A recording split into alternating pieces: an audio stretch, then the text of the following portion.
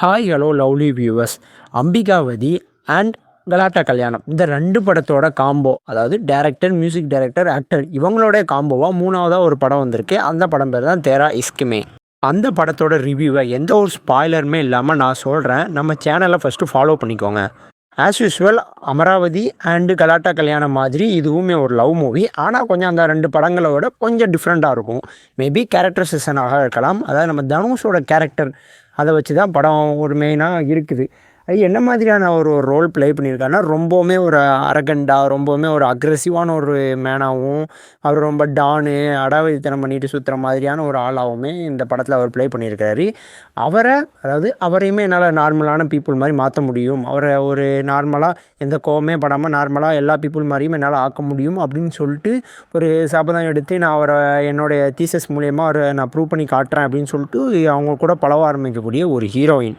இவங்க 2 பேருக்குள்ளே நடக்கக்கூடிய சம்பவங்கள்னால 2 பேருக்கும் ஒருத்தர் மேலே காதல் வசப்படுறாங்க.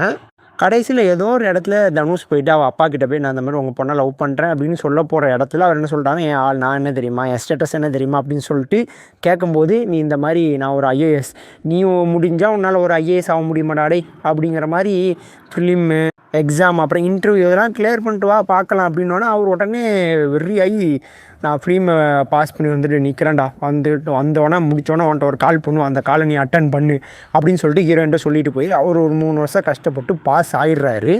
திருப்பி அவங்க 2 பேரும் ஒன்று சேர்ந்தாங்களாம். அதுக்கப்புறம் இந்த கடை எதை நோக்கி சென்றது அப்படிங்கிறதான் படத்தோட ஸ்டோரியாக பார்க்கும்போது ஒரு நாள் நல்லா தான் இருந்துச்சு. ஸ்க்ரீன் ப்ளேவாக பார்க்கும்போதுமே ஒரு குறை சொல்கிற மாதிரி அப்படிலாம் எதுவுமே இல்லை.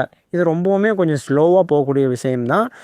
ஹிந்தி படத்தோட டச்சு, அதாவது ஹிந்தி டேரக்டர் அப்படிங்கும்போது ஹிந்தி படத்தோட டச் இல்லாமல் இருக்குமா, ஃபுல்லாகவே ஹிந்தி படத்தோட டச்சு தான். பட் நம்ம ஆடியன்ஸ் அதை டக்குன்னு அக்செப்ட் பண்ணுவாங்களான்னு தெரில. பட் ஆனால் இதுக்கு முன்னாடி அமராவதி கலாட்டா கல்யாணத்தெல்லாம் அக்செப்ட் பண்ணிட்டாங்க. அதனால் இதையுமே அக்செப்ட் பண்ணுறதுக்கான வாய்ப்புகள் அதிகமாகவே இருக்குது. பெருசாக படத்துக்கு சம்மந்தமே இல்லாத சீன்ஸ்லாம் அந்த மாதிரிலாம் எதுவுமே இல்லை. போர் அடிக்காமலே போச்சு. ஆனால் எனக்கு தெரிஞ்சு அந்த 2 படங்கள்லாம் இருக்கக்கூடிய அந்த ஏஆர் ரஹ்மானோட டச் இந்த மூவியில் இல்லாத மாதிரி எனக்கு ஒரு ஃபீல் ஆச்சு. இப்போவுமே கண்ண மூடி அந்த 2 படங்களுடைய மியூசிக்கை மைண்டில் நினச்சி பார்த்தோம்னா அவ்வளோ நல்லாயிருக்கும். பட் இதில் அந்த மாதிரி சொல்லக்கூடிய மாதிரியான மியூசிக்கோ சாங்ஸோ எதுவுமே இல்லை. வழக்கம் போல் தனுஷ் அவரோட ஆக்டிங்கை சூப்பராக பண்ணிட்டு போயிட்டே இருக்கிறாரு.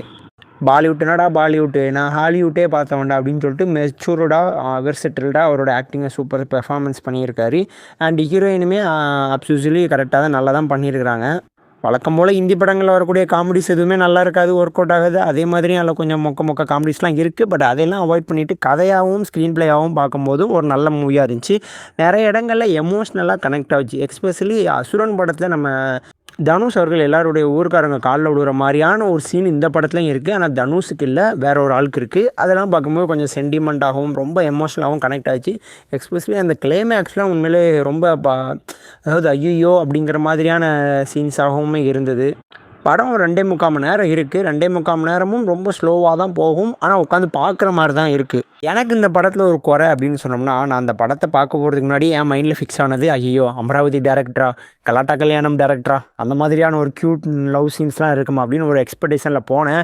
லவ் சீன்ஸ்லாம் இருக்குது, அதிகமாகவே இருக்குது. ஃபஸ்ட் ஹாஃபில் ஒரு 3/4 மணி நேரம் 1 மணி நேரமே பெரிய லவ் சீன்ஸ்லாம், படமே லவ் படம் தான், க்யூட்டான லவ் சீன்ஸ்லாம் இருக்குது. பட் அது பார்க்குறதுக்கு க்யூட்டாக இல்லை மீன்ஸ் அந்த 2 படங்களோட கம்பேர் பண்ணுற அளவுக்கு பெருசாக க்யூட்டாக இல்லை. ஆனால் ஓகே. இந்த படத்துக்கு நம்ம சேனல் க்ரைட்டீரியாவில் நான் கொடுக்குற ரேட்டிங் 50க்கு 41.5. படத்தில் ஒரு ஏர்ஃபோர்ஸ் சீன்லாம் வரும், வாருக்கு போகிற மாதிரி சீன்ஸ்லாம், அதெல்லாம் பார்க்கும்போது அந்த விஎஃப்எக்ஸாக இருக்கட்டும், எடிட்டிங் எல்லாமே பார்க்குறதுக்கு நேச்சுரலாகவும் நல்லா இருந்துச்சு. கொஞ்சம் குவாலிட்டியாக பார்க்குறதுக்கு நல்லா இருந்துச்சு விஷுவலாகவும். ஸோ அதனால் எடிட்டிங் அண்டு சினிமாட்டோகிராஃபியில் கொஞ்சம் எக்ஸ்ட்ரா மார்க் போயிடுச்சு. உங்களுக்கு படம் பிடிச்சிருக்கா இல்லையாங்கிறத கீழே கமெண்டில் சொல்லுங்கள். அண்ட் நெக்ஸ்ட் வீடியோவில் சந்திப்போம். Tata bye bye, see you.